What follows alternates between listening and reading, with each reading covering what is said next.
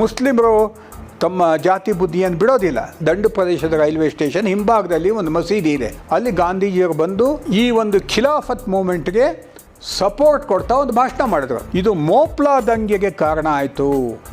ಭಾರತದ ಇತಿಹಾಸದಲ್ಲಿ ಅತ್ಯಂತ ರಕ್ತರಂಜಿತವಾದಂಥದ್ದು. 10,000 ಹಿಂದೂಗಳನ್ನ ಕೊಂದು ಹಾಕಿದ್ರು. ಸಹಸ್ರಾರು ಜನರ ಮಾನಭಂಗ ಮಾಡಿ ಮಕ್ಕಳನ್ನ ಮೇಲ್ಗಡೆ ಎಸೆಯೋದು, ಅವು ಕೆಳಗಡೆ ಬೀಳುವಾಗ ಕತ್ತಿ ಅಡ್ಡ ಇರೋದು, ಮಕ್ಕಳು ಚಿತ್ರವಾಗೋದು, ಈ ರೀತಿಯ ಘಟನೆಗಳು ಬೇಕಾದಷ್ಟು ನಡೆದೋಗಿವೆ. ಆ ಒಂದು ಬಾವಿನಲ್ಲಿ 38 ಜನರನ್ನು ಕೊಂದು ಹಾಕಿದ್ರಂತೆ. 3-4 ದಿವಸ ಆದರೂ ಆ ಬಾವಿ ಒಳಗಡೆಯಿಂದ ಅಲ್ಲಿ ಬಿದ್ದಿದ್ದಂಥ ಜನ ಅವರು ಚೀರ್ತಾ ಇದ್ದಂಥದ್ದು ಕೇಳ್ತಾ ಇತ್ತಂತೆ. ಸಾವರ್ಕರ್ ಅವರು ಮೋಪ್ಲಾ ಕಾಂಡ ಅಂತಕ್ಕಂಥ ಪುಸ್ತಕ ಬರೆದಿದ್ದಾರೆ. ಅದು ರಾಷ್ಟ್ರೋತ್ಥಾನದವರು ಪಬ್ಲಿಷ್ ಮಾಡಿದ್ದಾರೆ. ಅದರ ಓದಿ ಗೊತ್ತಾಗುತ್ತೆ. ಅದಕ್ಕೆ ಇಷ್ಟು ನರಮೇಧ ನಡೆಸೋದ್ರು ಕೂಡ ಮಹಾತ್ಮ ಗಾಂಧಿಯವರು ಆಗಿನ ಕಾಲದಲ್ಲಿ ಸಭೆ ಮಾಡ್ತಾರೆ. ನಾವು ಮುಸ್ಲಿಮರು ಸಪೋರ್ಟ್ ಮಾಡಬೇಕು, ಖಿಲಾಫತ್ ಮೂಮೆಂಟಿಗೆ ಸಪೋರ್ಟ್ ಮಾಡಬೇಕು ಅಂತ ಹಿಂದೂಗಳಿಗೆ ಅಹಿಂಸೆ ಬೋಧಿಸ್ತಾರೆ. ಕೋಮು ಗಲಭೆ, ಹಿಂದೂ ಮುಸ್ಲಿಂ ಗಲಾಟೆ ಅಂತ ಇವತ್ತು ಎಷ್ಟು ವಿಸ್ತೃತವಾಗಿ ಬೆಳೆದು ಬಿಟ್ಟಿದೆ.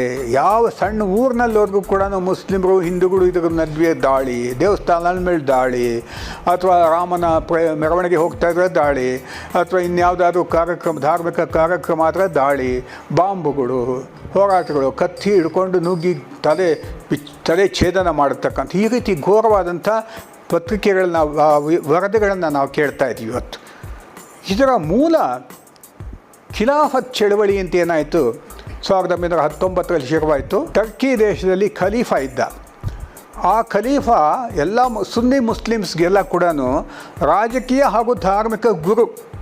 ಅವನು ಇಡೀ ವಿಶ್ವದಲ್ಲಿರತಕ್ಕಂಥ ಮುಸ್ಲಿಮ್ಸ್ಗೆಲ್ಲ ಕೂಡ ಆತ ರಾಜಕೀಯ ಮತ್ತು ಧಾರ್ಮಿಕ ಗುರುವಾಗಿದ್ದ. ಅಲ್ಲಿ ಅವನು ಈ ಪ್ಯಾನ್ ಇಸ್ಲಾಮಿಕ್ ಚಳವಳಿ ಶುರು ಮಾಡಿದಾಗ ಅಲ್ಲಿ ಕೆಮಾಲ್ ಪಾಷಾ ಅನ್ನತಕ್ಕಂಥ ಒಬ್ಬ ಸುಧಾರಣಾವಾದಿಯಾದಂಥ ವ್ಯಕ್ತಿ ಬಂದು ಅವನನ್ನು ಪದಚ್ಯುತಗೊಳಿಸ್ತಾನೆ. ಅಲ್ಲಿ ಟರ್ಕಿಯಲ್ಲಿ ಹೊಸ ರಾಜ್ಯನ, ಹೊಸದಾಗಿ ಒಂದು ರಿಪಬ್ಲಿಕ್ನ ಸ್ಥಾಪನೆ ಮಾಡ್ತಾನೆ. ಆದರೆ ಮೂಲಭೂತವಾದಿಗಳಾಗಿದ್ದಂಥವರು ಅಲ್ಲಿದ್ದಂಥ ರಾಜರು, ಒಟ್ಟೋಮನ್ ಸರ್ಕಾರ. ಇಲ್ಲಿರುವಂಥ ಭಾರತೀಯ ಅಂತ ಹೇಳ್ಕೊಳ್ಳೋಕ್ಕೆ ನನಗೆ ಸಂಕೋಚ ಆಗುತ್ತೆ ಆ ಪದ ಯೂಸ್ ಮಾಡೋದಕ್ಕೆ. ಮುಸ್ಲಿಮರು ಯಾರು ನಾವು ಭಾರತೀಯರು ಅಂತ ಯಾವತ್ತೂ ಹೇಳ್ಕೊಂಡಿಲ್ಲ. ಆದರೆ ಇಲ್ಲಿನ ಮುಸ್ಲಿಮರು ಮೊಹಮ್ಮದ್ ಅಲಿ, ಶೌಕತ್ ಅಲಿ, ನಮ್ಮ ಮೌಲಾನಾ ಆಜಾದ್, ಹಕೀಮ್ ಅಂತ ಒಬ್ಬ, ಈ ರೀತಿ ಅವರೆಲ್ಲ ಸೇರಿ ಟರ್ಕಿಯ ಖಲೀಫನ್ನು ಮತ್ತೆ ಅಲ್ಲಿ ಪ್ರತಿಷ್ಠಾಪನೆ ಮಾಡಬೇಕು ಅಂತ ಮೊದಲು ಪ್ರಾರಂಭ ಮಾಡಿದ್ರು.